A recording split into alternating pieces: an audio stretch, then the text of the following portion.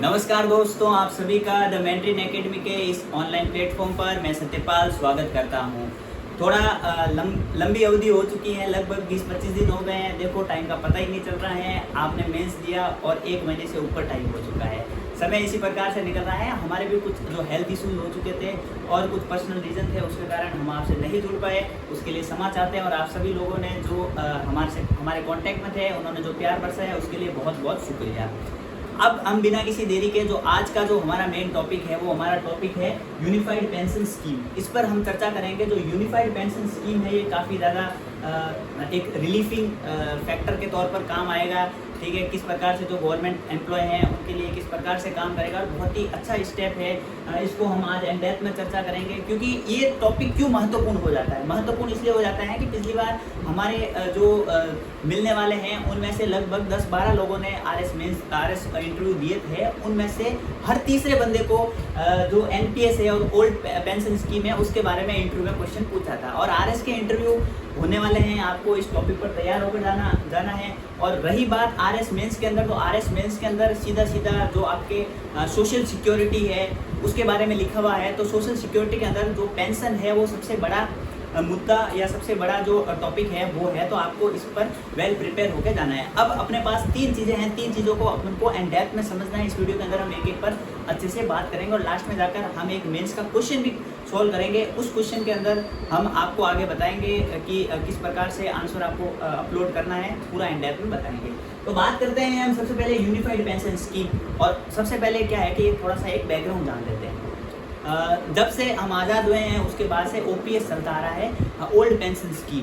2004 के अंदर जब अटल बिहारी वाजपेयी जी की सरकार थी और उन्होंने ओपीएस को हटाकर एनपीएस लाया, उसके बाद से ही एनपीएस काफ़ी ज़्यादा चर्चाओं में था। क्योंकि जो गवर्नमेंट सर्वेंट है उनको थोड़ा सा एक जो अपन अगर एज अ नॉर्मल व्यूअर देखें, एज अ नॉर्मल कैंडिडेट देखें, तो जो ओपीएस थी वो ज़्यादा फायदेमंद थी एज अ यूजर। ठीक है, मेरे लिए ओपीएस फायदेमंद है, लेकिन सरकार के लिए वो बहुत ही बड़ा बर्डन बन चुका था, फाइनेंशियल बर्डन बन चुका था। ठीक है, तो सबसे पहला मुद्दा ये था। दूसरा मुद्दा ये बन चुका था कि जो एनपीएस था उसके अंदर जो जब से कुछ बदलाव आए थे, तो रिटायरमेंट का जो फंड था वो पूरा का पूरा आपके मार्केट पर डिपेंडेंट था। उस मार्केट पर डिपेंडेंसी के कारण एक अश्योर्ड नहीं हो पा रही थी पेंशन। जो पेंशन थी वो सिक्योर नहीं थी आपकी। ठीक है, थोड़ा रिस्की फैक्टर बन चुका था। तो ये भी सबसे बड़ा मुद्दा था। उस मुद्दे को भी इधर सॉल्व कर दिया गया है। जब से राजस्थान सरकार ने, हिमाचल सरकार ने, कर्नाटका ने और 2-3 राज्यों के अंदर जो सरकारें थी उन्होंने जब से ओल्ड पेंशन स्कीम को वापस लागू किया ओल्ड पेंशन स्कीम को, तब से जो सेंट्रल गवर्नमेंट है वो इस मुद्दे पर चर्चा करने के लिए तैयार हो चुकी थी और उन्होंने एक कमेटी बना दी थी। कमेटी के अंदर 100 से ज़्यादा मीटिंगें हुई और उन मीटिंगों के बाद में जाकर ये जो अभी नया सिस्टम आया है या नया जो स्कीम दी है वो दी है यूनिफाइड पेंशन स्कीम। इसको कल कैबिनेट ने मंजूरी दे दी है। ये 1 अप्रैल 2025 से लागू होने वाली है। आइए हम इस पर एंड डेप्थ में चर्चा करते हैं। सबसे पहले ये आर्टिकल आया हुआ था, जो इस पीडीएफ मिल जाएगा। इसके ही आगे हमने जो की पॉइंट्स हैं, इसमें से जो इम्पोर्टेंट है वो देख रखे हैं, उस पर हम अभी चर्चा कर लेते हैं। सबसे पहले देखें तो उससे पहले हमें ये देखना है कि क्यों ज़रूरी है, पेंशन क्यों ज़रूरी है। ठीक है, ये इतना बड़ा मुद्दा क्यों बना है।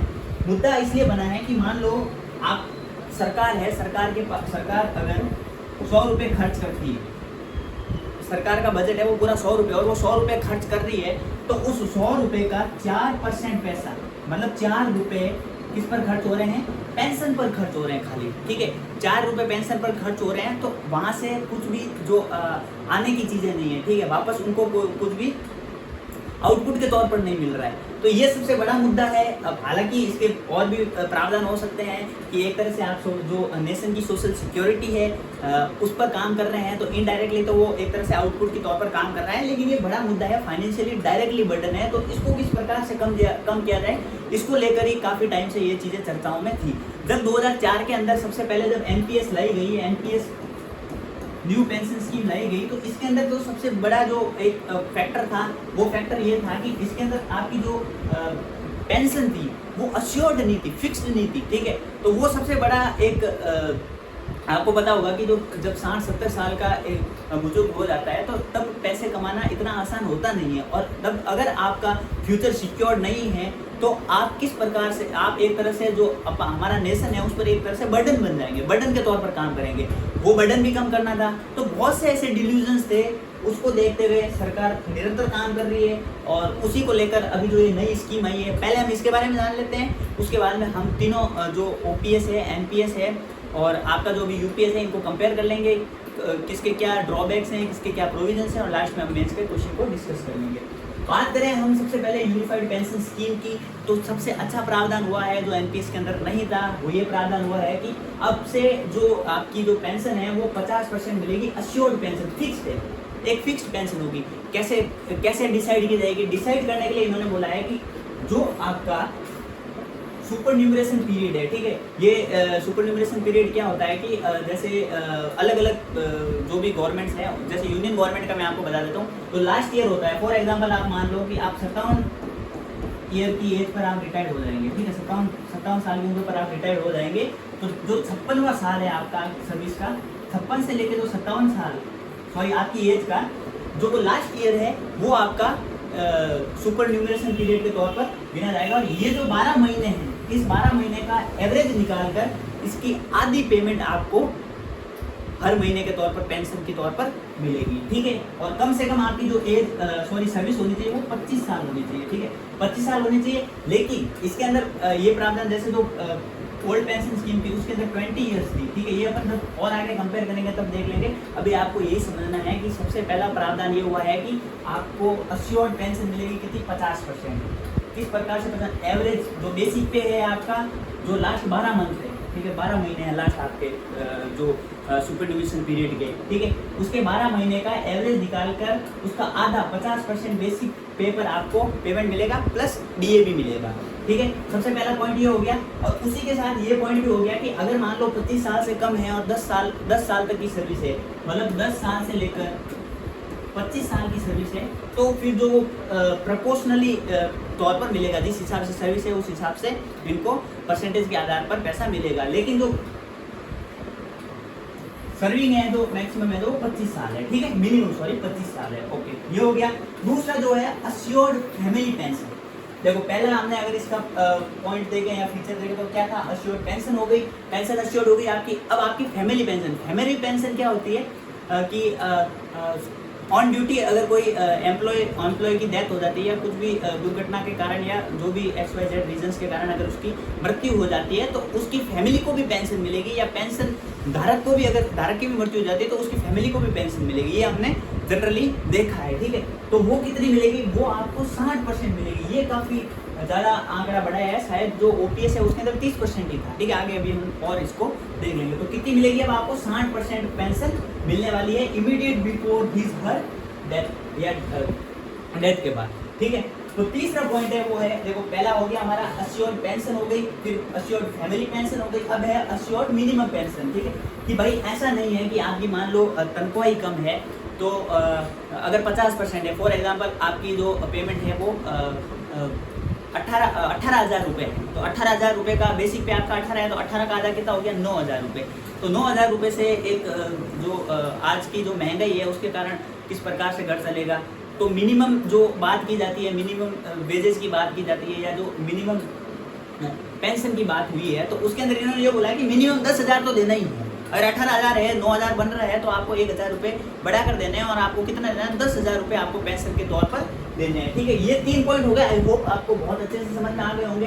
वापस एक बार रिकॉल कर लेते हैं। सबसे पहली बात की है कि हम पेंशन को अश्योर्ड करेंगे। किस प्रकार से अश्योर्ड कर रहे हैं कि जो आपके जो रिटायरमेंट का जो लास्ट ईयर है उस ईयर का एवरेज निकाल कर, जो 12 महीने हैं लास्ट ईयर के, उन मंथ की पेमेंट का एवरेज निकाल कर उसका 50% रुपये आपको बेसिक पे के तौर पर मिलेगा। अलाउंस अलग है, अलाउंस क्या है, अलग है, ठीक है। फॉर एग्जांपल अगर आपका बेसिक पे 50,000 है तो आपकी पेंशन कितनी बनेगी, आपकी पेंशन बन जाएगी 25,000 रुपये, ठीक है। 25,000 रुपये यहाँ पर मिल जाएगी। मिनिमम जो एज है वो 25 साल बोली गई है, 25 साल की आपकी सर्विस होनी चाहिए। 25 साल की सर्विस के बाद ये 50% मिलेगी। और अगर आपकी 25 साल से लेकर 10 साल के बीच में एज है, बहुत सी सर्विस कम होती है, ठीक है, सर्विस कम है अगर, तो आपको उस आधार पर उसके जो प्रोपोर्शनली जो भी परसेंटेज आएंगे उस आधार पर मिलेगा। ठीक है, 2 पॉइंट आपके यहाँ पर क्लियर हो गए। फिर उसके बाद जो नेक्स्ट पॉइंट है वो है कि अश्योर करेंगे, क्या करेंगे, फैमिली पेंशन को।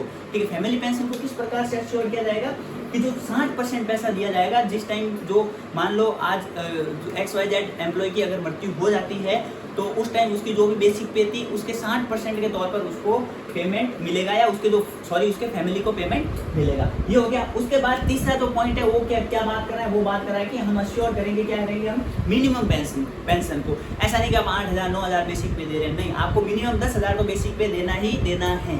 ठीक है, ये बात हो गई। ये 3 पॉइंट आई होप आपको समझ में आ गए होंगे। हाँ, अब बात करते हैं तीसरा जो सबसे बड़ा मुद्दा है वो है इन्फ्लेशन इंडेक्सेशन। ठीक है, इसके अंदर क्या है कि आपको पता होगा कि जैसे जैसे महंगाई बढ़ रही है, जैसे पहले अगर मान लो 2000 के अंदर अगर मेरी पेंशन बनी होती फॉर एग्जांपल, तो उस टाइम 10,000 मेरे लिए बहुत बड़ी रकम थी। लेकिन क्या वो बोल दिया कि आपके लास्ट 12 मंथ का तो 20,000 बेसिक पे था, 20,000 का था तो 10,000 हो गया।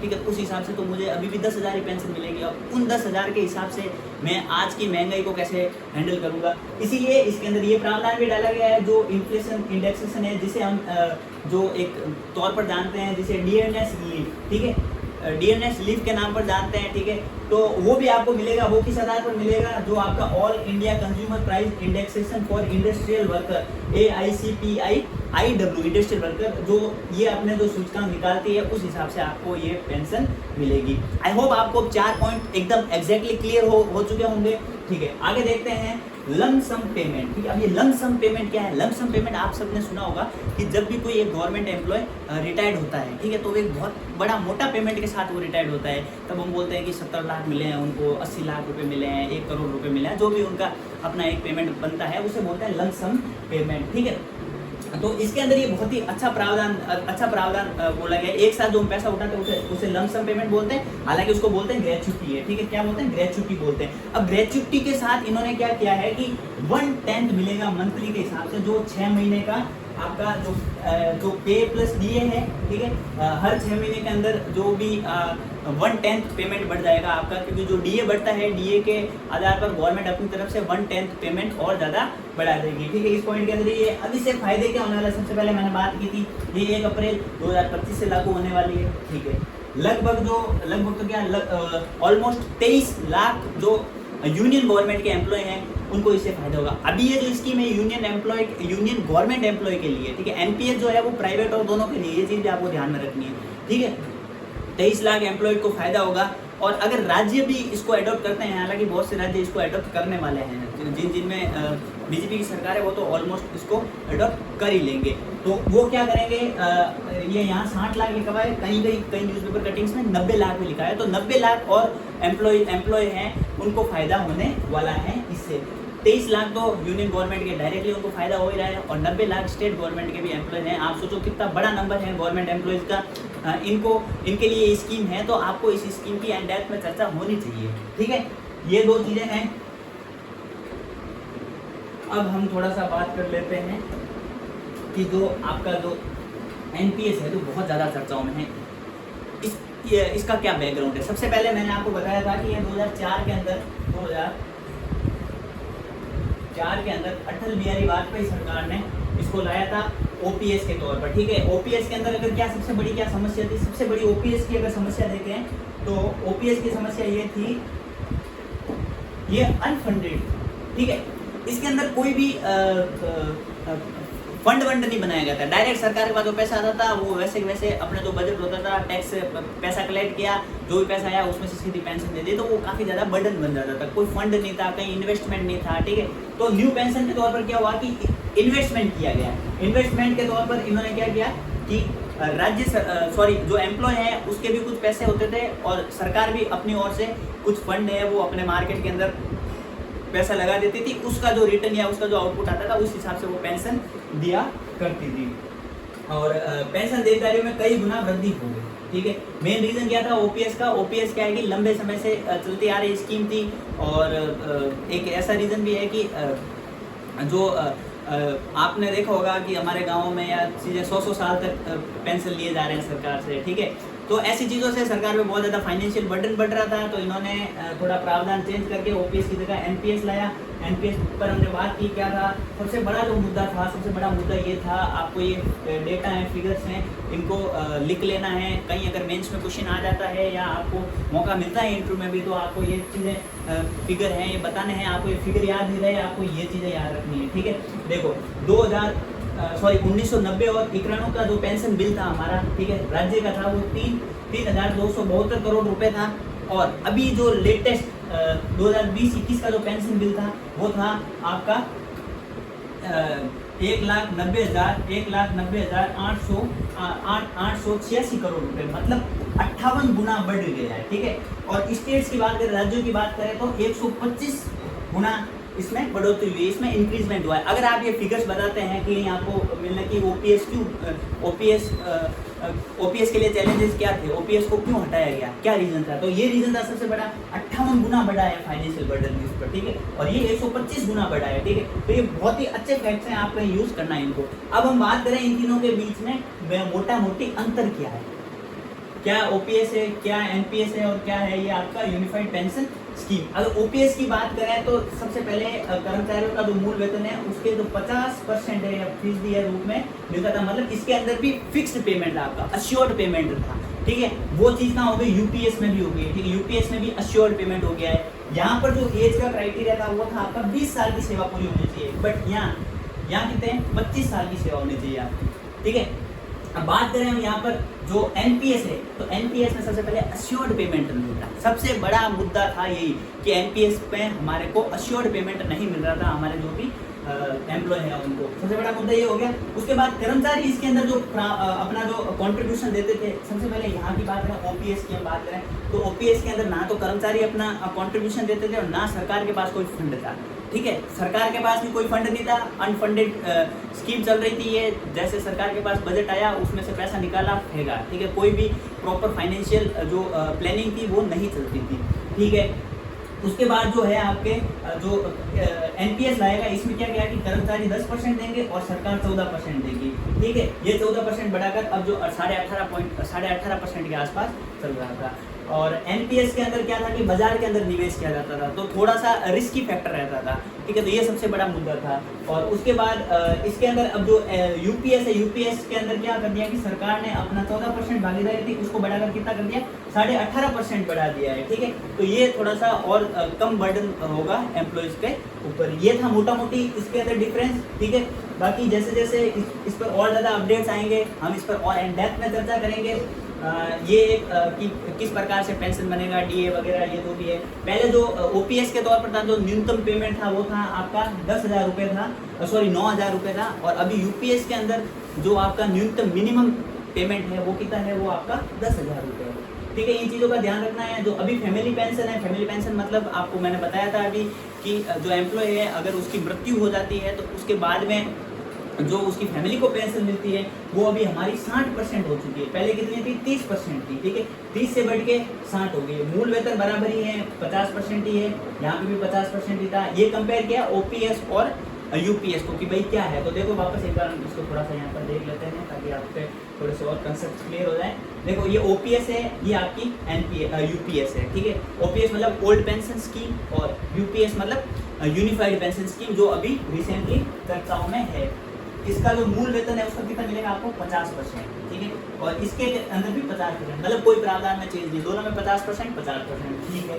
उसके बाद आपको क्या मूल वेतन जो है वो फैमिली पेंशन के अंदर पहले खाली 30% पैसा मिलता था, लेकिन अब क्या कर दिया, 30 से बढ़ा के कितना कर दिया, 60, पूरा डबल कर दिया, ठीक है।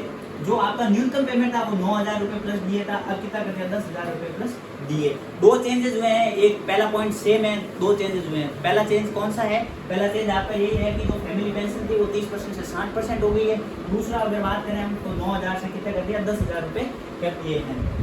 थोड़ा बहुत जो रोज बताया है, जो इन्होंने ग्रेच्युटी के अंदर नुकसान हो रहा है वो बताया गया है। जो महेंद्र सिंह ठाकुर हैं, महासचिव आयकर कर्मचारी महासंघ के हैं, इन्होंने थोड़ा रोज बताया और बोला है कि जो पहले अगर हम 25 साल की नौकरी करते थे और अगर 50,000 अगर आपका मूल वेतन है तो उसके आधार पर जो हमारा ग्रेच्युटी है वो 12,37,500 रुपये के तौर पर बनता था, अब वो 9,37,500 रुपये बनेगा। ठीक है, तो ये फ्लॉज बताए जा रहे हैं, इस पर और ज़्यादा थोड़ी बहुत चर्चाएँ होगी।